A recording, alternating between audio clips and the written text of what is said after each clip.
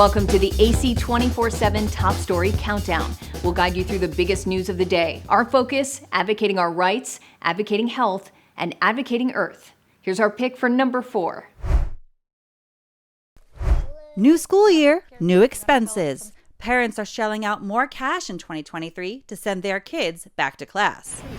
According to a new Retail Me Not survey, the average American household will spend $1,498 on back-to-school supplies, electronics, and clothes. That's $251 more than last year's spending average. Just like with everything else that costs more, experts say parents can blame inflation. It adds up so fast. It's kind of like Christmas. We're buying 100 different things from 100 different vendors, and it's so easy to lose track. So, what can you do to save money and avoid a back-to-school spending hangover? Jessica Allen from the website Living Well, Spending Less has 5 tips. 1. Take inventory of what you already have, and then decide what you really need right now, and put the rest on a wish list.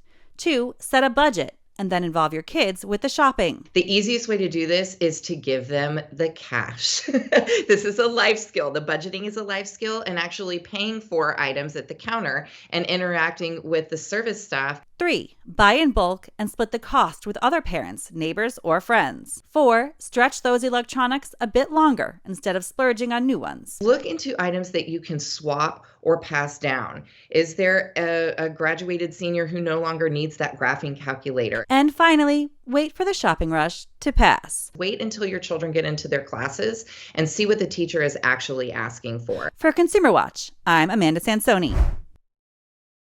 TheAdvocateChannel.com looks at the world through the lens of equality and inclusion. Subscribe, like, and share now.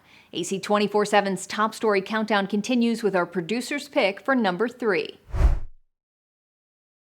After more than 9 weeks of trial, over 100 witnesses, and nearly 5 years since the Pittsburgh Synagogue Shooting, a jury of 5 men and 7 women unanimously voted to sentence shooter Robert Bowers to death. The jury deliberated for 10 hours. Today was the hardest day. And I think it was the hardest day for the jury, too. And it was a hard day for the judge. I'm sure everyone here, as we move on and, see the justice system work, and just thankful for, the jurors doing what they did. As the verdict was read, survivors of the shooting hugged each other in the courtroom. The judge presiding over the case choked up as he thanked the jury. 50-year-old Bowers only briefly looked up at the jurors as they affirmed their death penalty decision. Returning a sentence of death is not a decision that comes easy, but we must hold accountable those who wish to commit such terrible acts of anti-Semitism, hate, and violence. The verdict included a stunning rebuke of the defense's core arguments to spare Bowers' life. The jurors were not convinced Bowers suffered from schizophrenia or was motivated by delusions, and not a single juror believed he committed the offenses under mental or emotional disturbance. During the trial, the prosecution detailed how Bowers had been convinced of the anti-Semitic and anti-Latino white replacement conspiracy theory that has been pushed by some on the extreme right. Do you guys have any statement? His defense team not commenting on the verdict.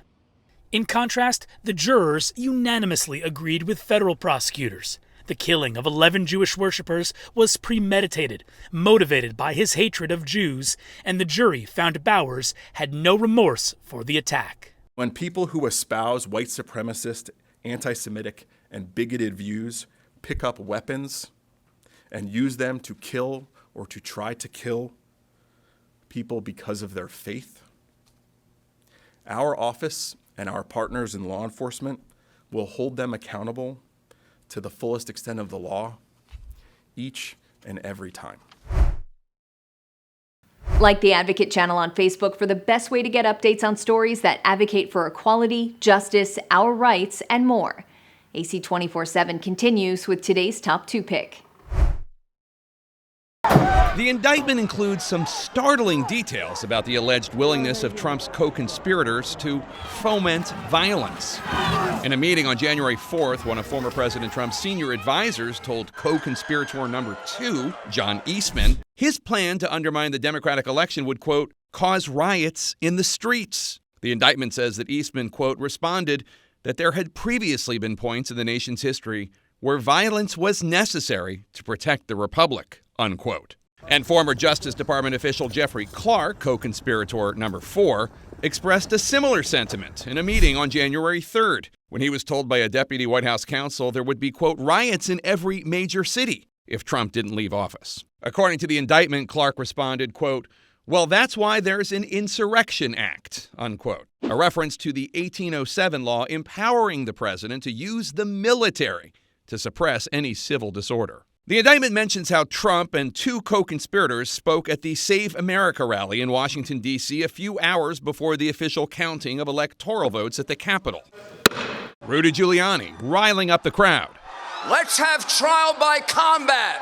And then President Trump saying flat out the rules no longer applied. Fraud breaks up everything, doesn't it? When you catch somebody in a fraud, you're allowed to go by very different rules. The indictment also notes how Trump and his co-conspirators deceived the crowd gathered that morning, encouraging them to believe Vice President Mike Pence had the power to overturn the election results.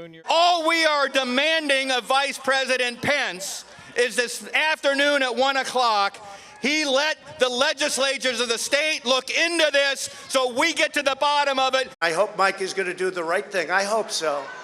I hope so. Because if Mike Pence does the right thing, we win the election. And then Trump said this. We fight. We fight like hell. And if you don't fight like hell, you're not going to have a country anymore. And a few hours later, some in the crowd chanted, "Hey, Mike Pence! Hey, Mike Pence! Hey, Mike Pence! Follow the Advocate channel on Twitter and Instagram to stay updated on stories that matter every day. Here's our number 1 story of the day. Take a look. Impartiality is bedrock. Judge Tanya Chutkan was confirmed 95-0 by the U.S. Senate in 2014 after being nominated by President Barack Obama. The nomination is confirmed.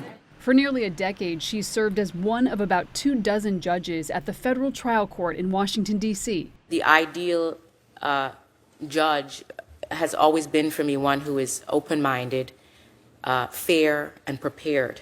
But now that she's been selected at random to preside over Donald Trump's criminal case for his efforts to overturn the 2020 election, her impartiality is being questioned. She worked for Boies Schiller, which of course is Hunter Biden's firm of choice. In November 2021, Chutkan forcefully rejected Trump's attempts to block the January 6th committee from accessing more than 700 pages of his White House records, writing, "Presidents are not kings and plaintiff is not president." Her decision was slammed by Trump, but delighted Democrats leading the congressional investigation into the Capitol attack. It's a big deal.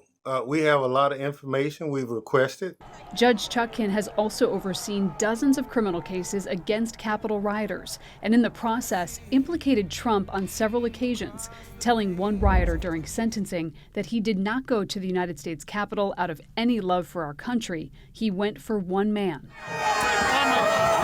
She also pushed back against claims that the protesters on January 6th can be compared to other people protesting against racial inequality in recent years, saying during one hearing in 2021, to compare the actions of people protesting, mostly peacefully for civil rights, to those of a violent mob seeking to overthrow the lawfully elected government is a false equivalency and ignores a very real danger that the January 6th riot posed to the foundation of our democracy. The judge has been very strong in her rulings relating to January 6th. She has given many memorable statements, presidents are not kings and the like, so good draw for the prosecution.